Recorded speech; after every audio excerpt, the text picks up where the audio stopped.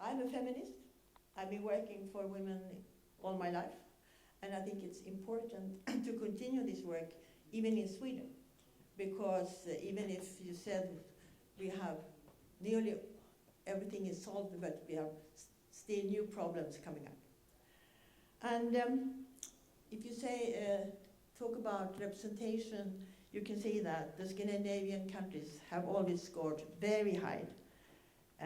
But suddenly, in 2003, Rwanda, this country, small country in Africa, suddenly scored 50%, and Sweden with 47%. So Rwanda was suddenly number 1, and we were number 2 or number 3. So an African state had defeated the Scandinavia in one of our best branches. And how did that happen? Oh, it was not, so it should not have been a surprise, because these figures were a result of the new quota system which was introduced in Rwanda, and which asked for parity between the sexes in the parliament, and that mandate that women constitute 50% of all candidates. Good. So you will help me when I okay. So I will tell you. And the quota system is not something new. It started in the 1970s and grew widespread during the 1980s and 1990s, and gained real momentum in the beginning of the 2000s. And today, more than 100 countries have some type of quota. And I will tell you more in specifics later what quotas really are. And most of these quotas has been introduced during the last 15 years. And the origin of these policies can be traced back to the United Nations 4th World Conference on Women, held in Beijing in September 1995. And the result of this Beijing Declaration and Platform for Action, signed by all 189 states, also your country, says that they will ensure women's equal access and full participation in power structures, and as well to increase women's capacity to participate in decision-making and leadership. So there you have it. You have a law signed by 189 countries. And then you must say that the effectiveness of quotas depends on the particular requirements and on the sanction for non-compliance. And recent research shows that perhaps quotas is the fast track to get to gender parity and in political representation. And you heard just recently that some countries still fight against women's rights to power and influence. But the interest and urge for women's presence in politics stands high on the agenda in the international arena today. In fact, the lack of gender equality is often seen as a huge problem for emerging democracies. I've just recently been to Zimbabwe, where they just had taken a new constitution, and in that constitution, they are really trying to get more women in. So for 2 periods, 5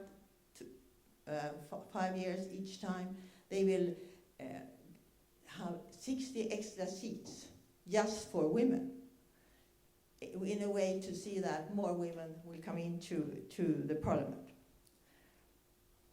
So things are coming on. But still, perhaps you shall discuss with yourself, why should women be in parliament? Why should women have power? Is it just not something that men can take care of? As you talk about it, it's the cultural tradition that men are in the public sector and women are in the private sector. But I don't think so. And I will give you some arguments for women's political representation. Women politicians act as role models for aspiring women candidates. And I think that equal representation is a form of justice. And I think that only women are in the position to represent women's interests. And I think also it's very important with women to revitalize democracy. And I think that what we shall discuss today is how many women shall we have in the quotas? To what extent should, and what number should women be represented? Is it 50-50? Or is it 30? Or is it 15? Or is it 10? And this is what I'm going to discuss with you today. So if I can have the first slide, please. Good. So you see, what are quotas? And you can see that the core idea behind quota system is to recruit women in political positions and to ensure that women are not only a few tokens in political life. And you can also see that it's not just one type of quotas. For example, you have research seats, you have legal candidates quotas, and you have political party system. And if we talk about reserved seats, what is that? Reserved seats is that the government decides, or the president, it depends in different countries, say that 25 seats in the parliament are for women. And these can be voted in different ways. The president can appoint them. They can be voted in by voters, or they can be appointed by the parties. And you can have quotas, meaning that the party and the government decides that you shall have 16% or 15% or 25% of all candidates have to be women.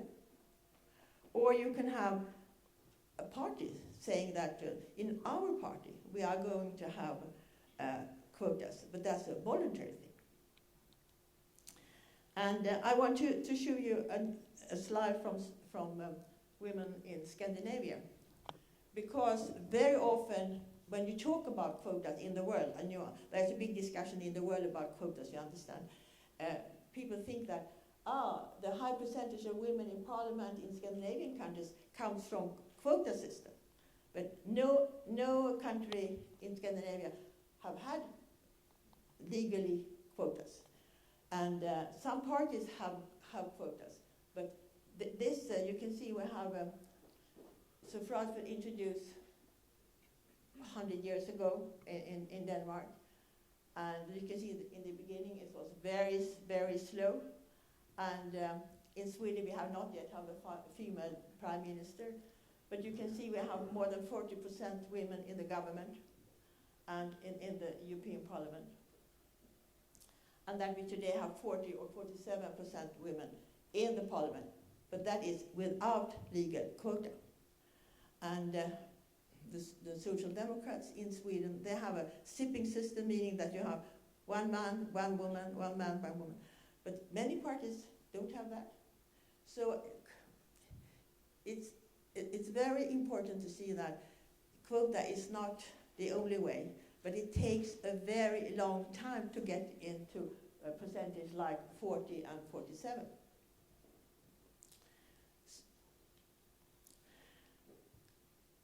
So here you can see what types of electoral quotas can you have.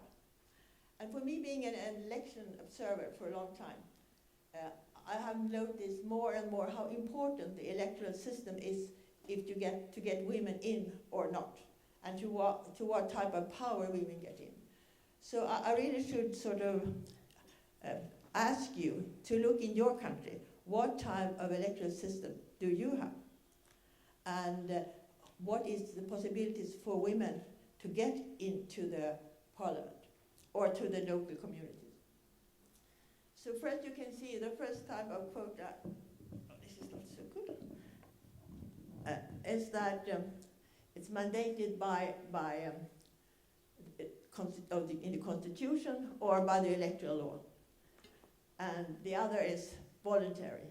And so you can also see that, so that's who decides what is to be quoted in. Is it in the parliament, in the local, and is it on the candidates or on the aspirants, or is it on the elected? So for example, if you take a country like Armenia, where I have been working for a while, they have a quota mandated by the government and in the electoral law saying that they shall have 16% on the candidate lists, but they had no quotas on who shall be elected. So as the party owns the parliament seat, and you are voted in as a woman, you can be told that, oh, we don't want you on this seat, and you have to move. In most countries, the person elected owns her or his seats. You cannot be removed.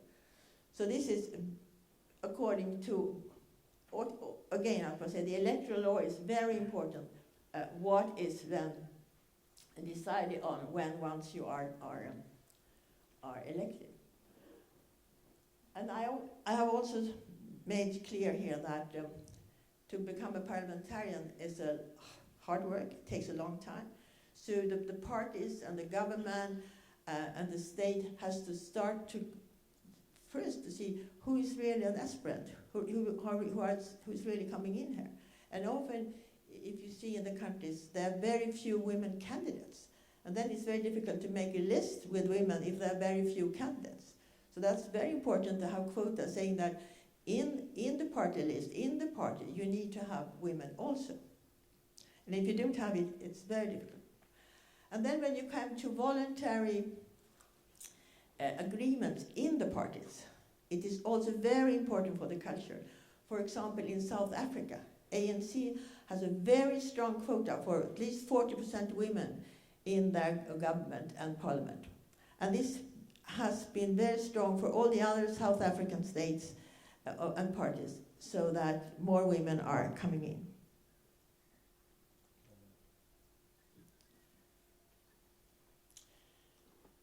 So what do you say? Are you against or for quotas? Do you think it's important that more women are coming in? And I have now listed arguments for and pro quotas.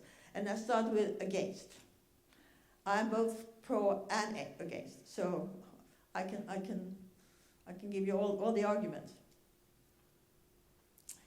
And many say that it's against the principle of equal opportunity because it gives women's preference over men. I don't think that. I think that if you are in a democracy, you are 50% men and 50% women, or often more 51% women, it gives you no preference over men. And that they are undemocratic because the voters should be able to decide who is elected. And this argument is really interesting because if you know anything about politics, who decides who is going to be the candidate? Is it the voter? No, it's the party. The party decides everything. The voter has no say at all.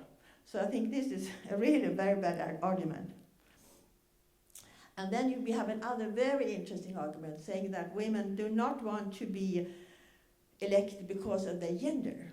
And then I will ask you, have you heard any man talking about that he is very sad, sorry because he has been elected because he's a man? Have you heard any man saying that? I have never. And men are all the time being elected because they are men. So I think that's another not so good argument. But women often feel that they are insecure and say that, oh, I cannot be because I'm a woman. So I think this is because it's such a big difference between men and women. So I think that the argument against quotas are not so really very strong. And then we can perhaps move over to arguments for quotas.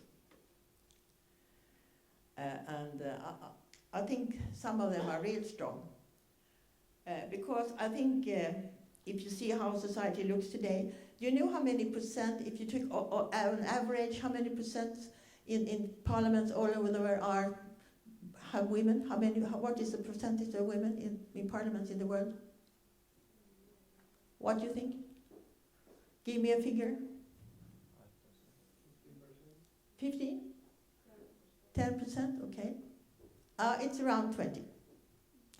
And it goes very slow. I think that's also important too. And then you have states like Rwanda with 50. So this, like Sweden. So I think that there are so many barriers to how to compensate for this. So I think that's why quotas can be a good tool to get more women in. And I think that, as you say here, women have the right to as citizens to have equal representations. Yes. And our experience is needed. Yeah. And then we have the talk about qualifications. It's a very important issue when you come to discussion who can be eligible in the parliament and what is qualification and who decides what is qualification. That's a very crucial question in all quotas. In Europe now we have a very strong debate in the European Union about quotas to boards, for company boards, where Reading wants to introduce quotas. And then you have this very hard discussion on what is really qualifications. And I think qualification is what you decide to be qualification. Is it education? Then you can say that women have much more education than men have. So that cannot be the qualification. So this is a very subtle thing. So if you want to discuss quotas and you come into the discussion about qualification, be very careful and ask what you really mean by qualification and what do men have and what do women have. And what women don't have so often is networks. And networking is very important in political life because otherwise it's difficult to be elected. But I think that qualification is not the problem.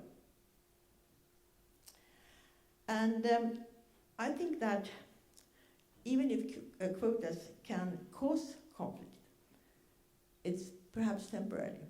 And I'm very sad that I did not hear the speech yesterday about the women from the early Soviet states were against quotas. You had that speech yesterday, didn't you? Yeah. Because I've been working, for example, in Kyrgyzstan, where they had, during the Soviet time, they had 25 or 30% women quotas in the parliament. And when these states were free, they took away. And what we say often is that once you have introduced quotas, women will continue to come into parliament. But what happened in Kyrgyzstan, what happened in Ukraine, was that suddenly in Kyrgyzstan it was 0 women in parliament, 0. And in Ukraine it was 5%. So now there's a new discussion on quotas. And in Kyrgyzstan there is now a quota on 25% women in the parliament. So I think that quota is something that has to be introduced, and then you have to sort of train both men and women that it's natural that women take part in political power, and that you have an infrastructure where women from the start are in the political process. So it's natural that you also get to higher positions in parliament or in government or as president or whatever. But if you have only quotas from up here in the parliament, you will never get the infrastructure to get more women in political power. And you need that in order to change society. Because I think that if we don't get more women in society, we cannot change the society in the way we really need now, with all the violence, all the hard situations that women and men are in today. So I really think that it's important to do something. It can be quotas, it can be other things, but more women in political power. That's my goal. And the last one? Yeah, vote for a woman.